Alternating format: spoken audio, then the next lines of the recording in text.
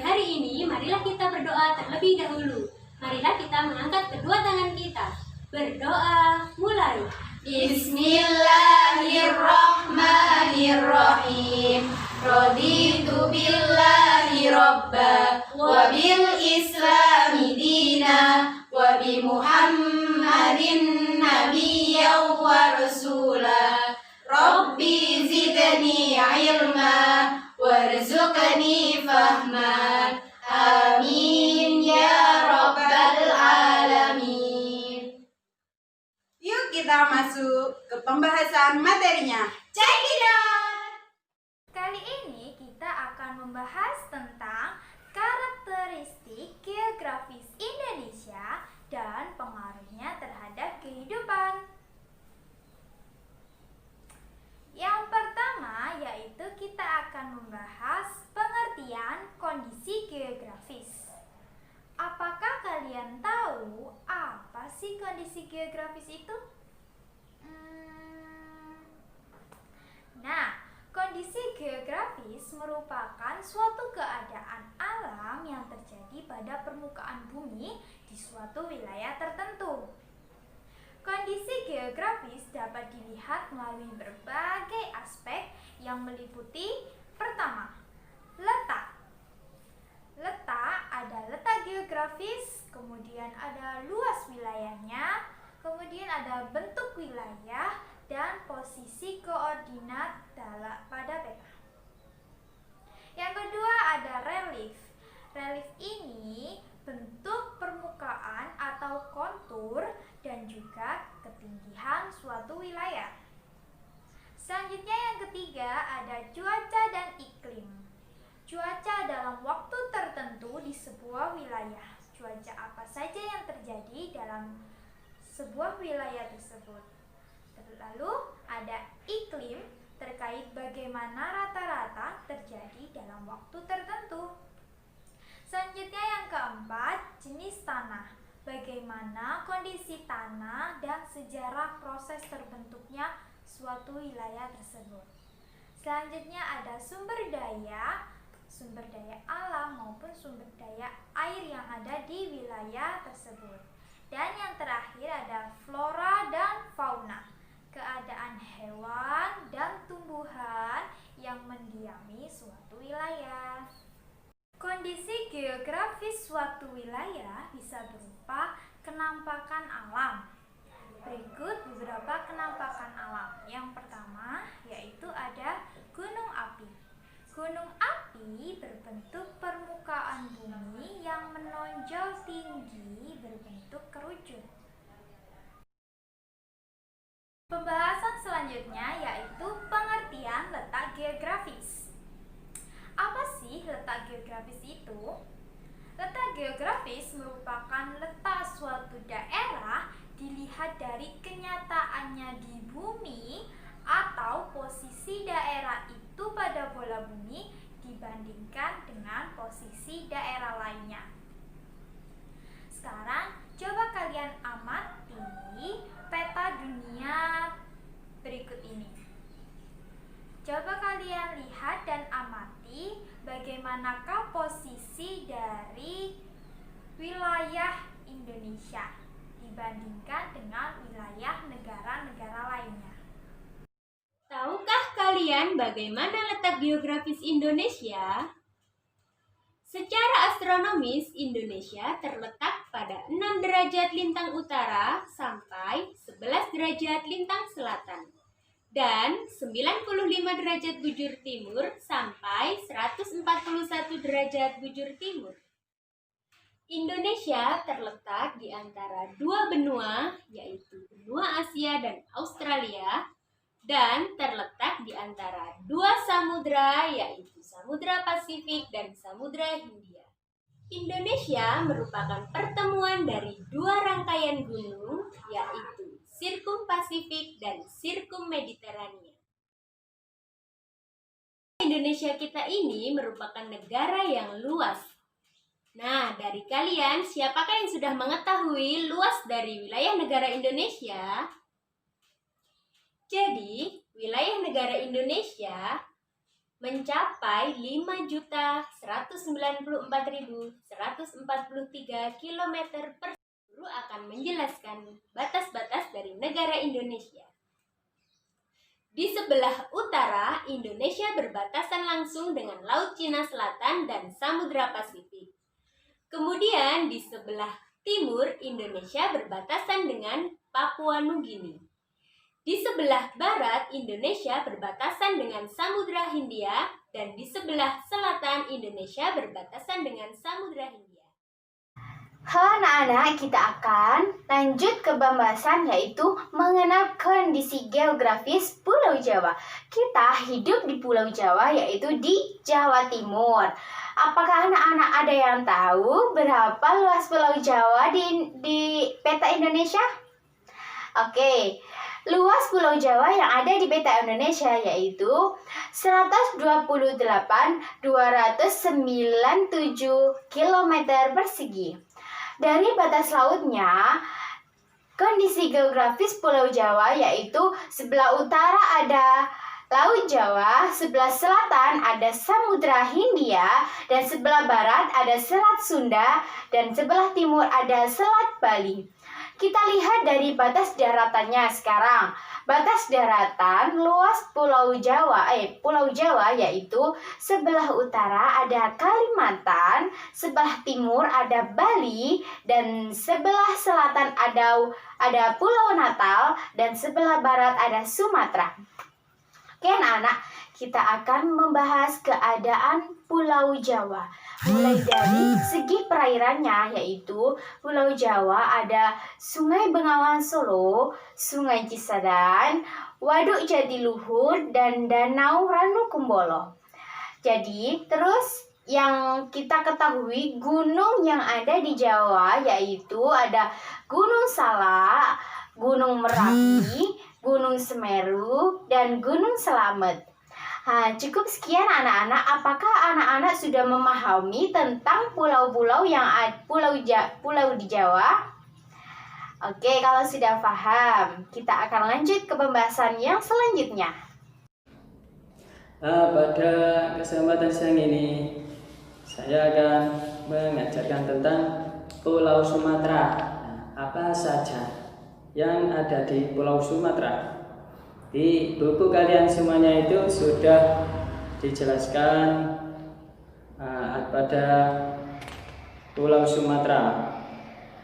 Nah, itu bisa dibaca sendiri. Di sini Pak Guru akan membaca poin-poinnya saja.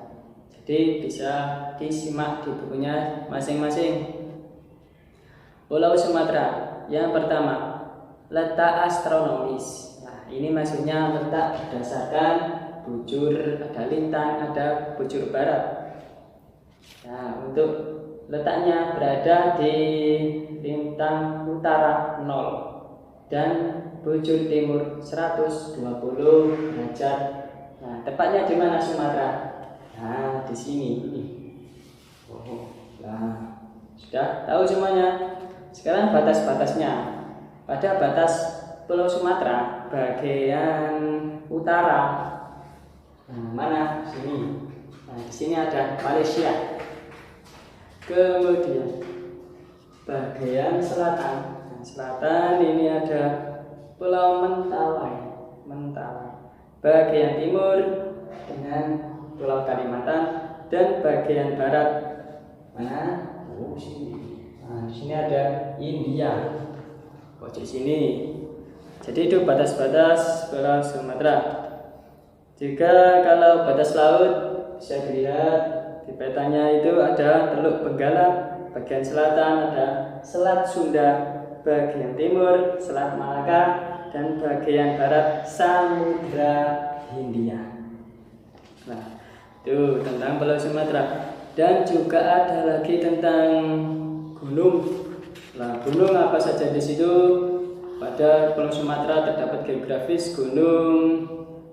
Ada Gunung Kerinci, tepatnya di Jambi. Juga ada Gunung Manderabiah di Sumatera Barat, hingga Krakatau yang ada di Lampung di sana ya. Setelah pelajari tentang geografis, sekarang kita mempelajari tentang hewan. Hewan apa saja? Ada hewan harimau Sumatera, ada orangutan Sumatera, gajah Sumatera, badak Sumatera, dan tapir Sumatera. Nah, bisa dilihat sendiri ya.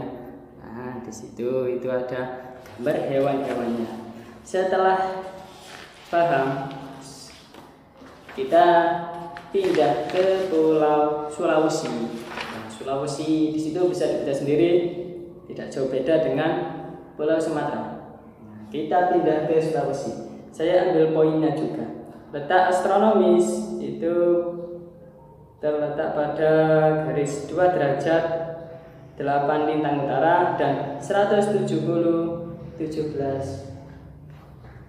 bujur timur. Nah, itu letaknya. Tepatnya di sini. Nah, sudah terlihat. Lebih jelasnya dilihat sendiri di bukunya, di situ sudah ada petanya ya. Nah, peta Sulawesi. Apa saja yang ada di Sulawesi? Ada yang tahu? Iya, betul. Di situ. Jadi ada beberapa pantai. Ada pantai-pantai di Sulawesi yang indah, termasuk diantaranya apa? Ada Tanjung Bira di Sulawesi Selatan, ada Pantai Talise di Sulawesi Tengah, Pantai Pulisan Sulawesi Utara. Itu antara-antaranya pantai yang ada di Sulawesi. Sudah paham semuanya? Alhamdulillah. Masih semangat? Alhamdulillah. Ya. Selalu semangat selalu. Setelah kita belajar sama-sama, sekarang Pak Guru ada permainan. Jadi siapa yang bisa puzzle yang akan Pak Guru bagi, nah, ini nanti dapat hadiah. Ya. Jadi nanti saya tunjuk. Nah, saya suruh untuk masang puzzle. Ya. Untuk yang pertama, ini bisa dilihat ada harimau, gajah, hewan badak, dan seterusnya. Ini di sini ada gambar-gambar. Ini nanti diterapkan di puzzle ya. Dipaskan sesuai dengan nama dan gambarnya. Karena saya panggil. Tuh, Andi. Nah, silakan Andi. Nah, ini dipasangkan. Ya, betul. Betul sekali. Jadi ini tempatnya harimau. Terus yang orangutan. Ya, ini betul. Harimau dan orangutan yang ada di Sumatera. Ini hewan-hewan khusus daerah Sumatera. Nah, terus selanjutnya Doni. Ya. Oh ya, sudah betul. Jadi ini hewan badak. Badak Sumatera. Tapir, mana tapir? Oh ya, di sini tapir Sumatera. Nah, ini betul ya. Terus yang terakhir ada hewan gajah. Ya, betul. 100 selamat. Selanjutnya adalah geografis dari Pulau Papua. Provinsi Papua memiliki luas sekitar 316,553,07 km². Besar sekali ya. Pulau Papua berada di ujung timur dari wilayah Indonesia dengan potensi sumber daya alam yang bernilai ekonomis dan strategis, dan telah mendorong bangsa asing untuk menguasai Pulau Papua. Kabupaten Puncak Jaya merupakan kota tertinggi di Pulau Papua. Sedangkan kota yang terendah adalah kota apa ya? Ada yang tahu nggak? Kota Merauke. Kota Merauke, sebagian daerah tropis dari wilayah kepulauan Pulau Papua, memiliki kelembapan udara yang relatif tinggi, berkisar antara 80–89%. Kondisi geografis yang bervariasi. Kondisi ini mempengaruhi kondisi penyebaran penduduk yang tidak merata. Pada tahun 1990, Penduduk di Pulau Papua berjumlah 1.648,708 jiwa. Banyak sekali ya. Dan meningkat menjadi 2,8 juta jiwa pada tahun 2006 dan 3.322,526 jiwa pada tahun 2018. Berarti banyak sekali ya penduduk di sana dengan ketinggian 4.884 meter. Puncak Jaya merupakan puncak tertinggi di Indonesia sekaligus di Oseania. Untuk luas wilayah sendiri, Pulau Papua memiliki luas 420,540 km² dan mempunyai 3 iklim cuaca, yaitu curah hujan, suhu udara, dan kelembapan. Curah hujan sendiri berkisar 1.800 sampai 3.000 mm, suhu udara berkisar 19 sampai 28 derajat Celcius dan kelembapannya yang berkisar 80%. Batas wilayahnya sendiri ada 4, ada utara, ada timur, ada selatan, ada barat. Batas wilayah utara sendiri yaitu Samudra Pasifik. Untuk batas wilayah timur ada Provinsi Barat, Provinsi Sandaun atau Papua Nugini. Untuk selatan sendiri ada Samudra Hindia, Laut Arafuru, Teluk Carpentaria, ada Australia. Dan untuk yang barat ada Papua Barat dan Kepulauan Maluku. Pengaruh di bidang sosial dan budaya. Indonesia memiliki keanekaragaman, baik lokal maupun asing. Indonesia juga memiliki banyak sekali beragam budaya. Selain di bidang sosial dan budaya, pengaruh di Indonesia itu juga ada di bidang ekonomi. Dalam bidang ekonomi ini, Indonesia dijadikan jalur perdagangan di antar negara. Indonesia juga kaya dari hasil lautnya. Selain itu, Indonesia juga pusat perekonomian antar dua negara dan dua benua. Selain itu, Indonesia memiliki jalur pemasaran yang sangat luas. Selain pengaruh tadi di bidang ekonomi, di bidang sosial dan budaya, ada juga di bidang politik. Di dalam bidang politik ini, Indonesia mempunyai peluang yang sangat besar dalam mengenai kasus maupun konflik. Setelah kita mempelajari materi hari ini, adakah di antara kalian yang masih kurang jelas? Jadi, dapat disimpulkan bahwa negara Indonesia kita ini adalah negara yang letaknya sangat strategis.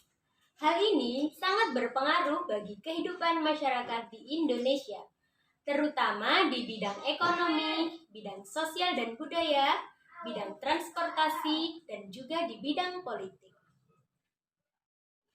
Nah, setelah kalian mendengarkan penjelasan dari Bu Guru akan memberikan tugas untuk kalian. Setiap siswa yaitu merangkum materi yang sudah dijelaskan oleh Bu Guru dan kemudian buatlah video untuk mempresentasikan hasil rangkuman kalian. Nah, ingat ya anak-anak, walaupun kondisi kita seperti ini dalam masa pandemi, kalian tetap harus semangat dalam belajar dan menimba ilmu setiap hari. Oke? Cukup sekian pembelajaran hari ini. Marilah kita tutup bersama dengan bacaan hamdalah. Alhamdulillahirobbil alamin.